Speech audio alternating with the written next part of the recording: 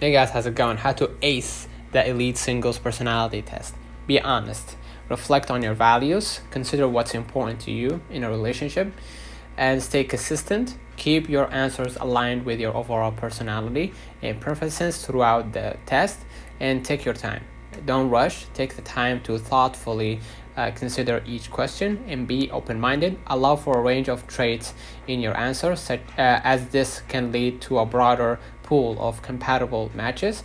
And by following these steps, that will help you portray your true self and enhance your chances of finding meaningful connections on the platform. So let me know in the comments if this video helped you. Don't forget to like and subscribe, and thank you for watching.